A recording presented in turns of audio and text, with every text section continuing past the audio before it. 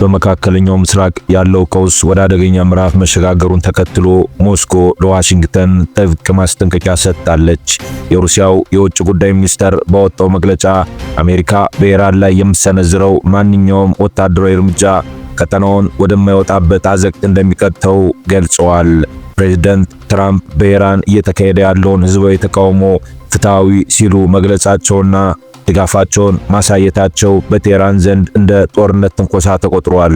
ተንታኞች እንደሚሉት ከሆነ ይህ ዲፕሎማሲያዊ ፍጥጫ ወደ ቀጥተኛ ወታደራዊ ግጭት ካመራ የዓለም ኃያላን ሀገራት በቀጥታ የሚሳተፉበት መጠነ ሰፊ ጦርነት ሊቀሰቅስ ይችላል። በምስራቅ ዩክሬን ያለው ውጊያ ተፈጥሯዊ ፈተናዎችን ተቋቁሞ ቀጥሏል። የዘንድሮ ክረምት ቅዝቃዜ በጦርነቱ ስልት ላይ ከፍተኛ ተጽዕኖ አሳርፏል። የዩክሬን ህዝብ በብርድ እንዲንበረከክ ለማድረግ ሞስኮ በኤሌክትሪክና በሙቀት ማመንጫ መሰረተ ልማቶች ላይ ያነጣጠረ የሚሳኤል ጥቃት እያጠናከረች ነው። ኪየቭ በበኩሏ ከምዕራባውያን የተሰጣትን የረጅም ርቀት ሚሳኤሎች በመጠቀም ከግንባር ጀርባ ያሉ የሩሲያ የጦር ካምፖችና የሎጂስቲክ ማዕከላትን እየመታች ትገኛለች። ኔቶ በበኩሉ የዩክሬንን የአየር ክልል ይበልጥ የተጠበቀ እንዲሆን ዘመናዊ የአየር መከላከያ መሳሪያዎችን በአስቸኳይ ለመላክ ቃል ገብቷል። በቀይ ባህርና በሆርሙዝ ሰርጥ አካባቢ የተፈጠረው የጸጥታ መታወክ በዓለም አቀፍ የንግድ እንቅስቃሴ ላይ ጥቁር ጥላ ጥሏል። የነዳጅ ማመላለሻ መርከቦች በስጋት ምክንያት ጉዟቸውን በማቋረጣቸው ወይም ረዥም መንገድ በመምረጣቸው የዓለም የነዳጅ ዋጋ በከፍተኛ ሁኔታ አሻቅቧል። ይህ የነዳጅ ዋጋ መጨመር በተለይ በታዳጊ ሀገራት ላይ የመሰረታዊ ሸቀጦች ዋጋ እንዲጨምርና የኑሮ ውድነቱን እንዲባባስ ምክንያት ሆኗል። የዓለም አቀፉ የገንዘብ ድርጅት IMF ሀገራት ለኢኮኖሚ መቀዛቀዝ ራሳቸውን እንዲያዘጋጁ አስጠንቅቋል። ዓለም በሳይንሳዊ እድገትና በተፈጥሮ ለውጦች መካከል እየተንገላታች ትገኛለች። አርቲፊሻል ኢንተለጀንስ በስራ ገበታ ላይ እያመጣ ያለው ፈጣን ለውጥ ሀገራት አዳዲስ የቁጥጥር ሕጎች እንዲያወጡ አስገድዷል። የሥራ ዋስትናና የቴክኖሎጂ ስነ ምግባር አነጋጋሪ ጉዳዮች ሆነዋል። በአውሮፓና በአሜሪካ የተመዘገበው የክረምት ቅዝቃዜ በታሪክ ታይቶ የማይታወቅ ደረጃ ላይ ደርሷል። ይህም በትራንስፖርትና በኃይል አቅርቦት ላይ ከፍተኛ ችግር ፈጥሯል። የተባበሩት መንግስታት ድርጅት UN በመካከለኛው ምስራቅ ያለውን ውጥረት ለማርገብ ለነገ አስቸኳይ ስብሰባ መጥራቱ ተሰምቷል። ዓለም አቀፉ ማህበረሰብ በሰላማዊ አማራጮች ላይ እንዲያተኩር ጥሪ ቀርቧል።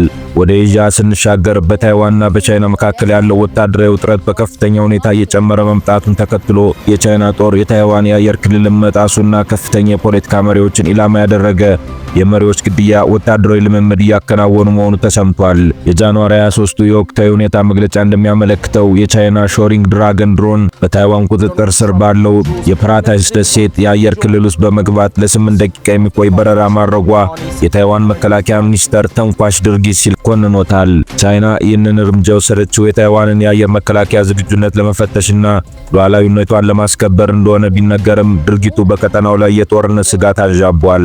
በተጨማሪም የቻይና መንግስት የዜና ማሰራጫዎች እንደገለጹት የቻይና ጦር ልዩ የኮማንዶ ኃይልና ዘመናዊ ሚሳኤሎችን በመጠቀም የታይዋንን ከፍተኛ መሪዎች በድንገት የመያዝ ወይም የመግደል ልምምድ እያደረገ ነው። የልምምድ አሜሪካ በቅርቡ በቬንዙዌላ ፕሬዝዳንት ላይ ካከናወነችው ኦፕሬሽን ትምህርት ለመቅሰም የታለመ እንደሆነ ተገምቷል። የታይዋን መንግስት ለዚህ ስጋት ምላሽ ለመስጠት የፕሬዝዳንቱን ቤተ መንግስት ጥበቃ የሚያጠናክር አዲስ የአየር መከላከያ ክፍለ ጦር ያቋቋመ ሲሆን ከ200 ሺህ በላይ ሰው አልባ ድሮኖችን ለመግዛት ማቀዱን አስታውቋል።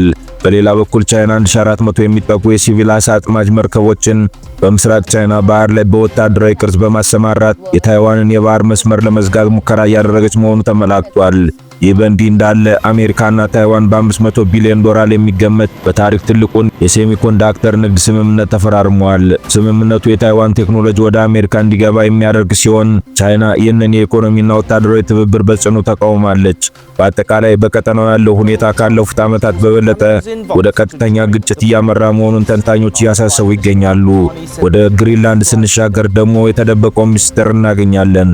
በቀዝቃዛው የዓለም ጦርነት ወቅት አሜሪካ በድብቅ ስታካሄደው የነበረውና ዓለምን ለከፍተኛ የኒኩሌር አደጋ አጋልጦ የነበረው የቢ52 ቦምብ ጣይ አውሮፕላን አደጋ ከግማሽ ክፍለ ዘመን በኋላ አሁንም መነጋገሪያ ሆኖ ቀጥሏል።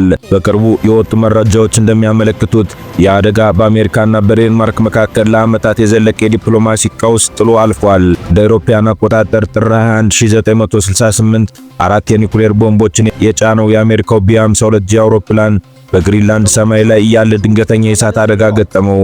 ሰባቱ የአውሮፕላኑ የበረራ ሰራተኞች አውሮፕላኑን ለቀው ቢዘሉም አውሮፕላኑ ግን 4 አስፈሪ የሃይድሮጅን ቦምቦችን እንደያዘ በቱሊ አየር ኃይል ካምፕ አቅራቢያ በሚገኘው በረዶ ላይ ተከሰከሰ። ምንም እንኳን ቦምቦቹ ሙሉ የኒኩሌር ፍንዳታ ባያካሄዱም የቦምቦቹ ተቀጣጣይ ክፍሎች በመፈንዳታቸው ከፍተኛ መጠን ያለው ራዲዮ አክቲቭ ቁስ በበረዶ ላይ ተበትኗል። የአደጋ አሜሪካ በድብቅ ስታካሄድ የነበረውን ክሮም ዶም የተባለ ተልዕኮ ለዓለም አጋልጧል። ተልዕኮው ሶቪየት ኅብረት ድንገተኛ የኒኩሌር ጥቃት ካደረሰች አፋጣኝ አጸፋ ለመስጠት ሲባል የኒኩሌር ቦምብ የጫኑ አውሮፕላኖችን በቀን 24 ሰዓት በአየር ላይ የማቆየት ስትራቴጂ ነበር። ይሁን እንጂ ግሪንላንድ የምታስተዳድረው ዴንማርክ ግዛቷ ከኒኩሌር ነፃ እንዲሆን በወሰነችበት ወቅት አሜሪካ ይህን ማድረጓ በሁለቱ ሀገራት መካከል ከፍተኛ የዲፕሎማሲ ውጥረት ፈጥሮ ነበር።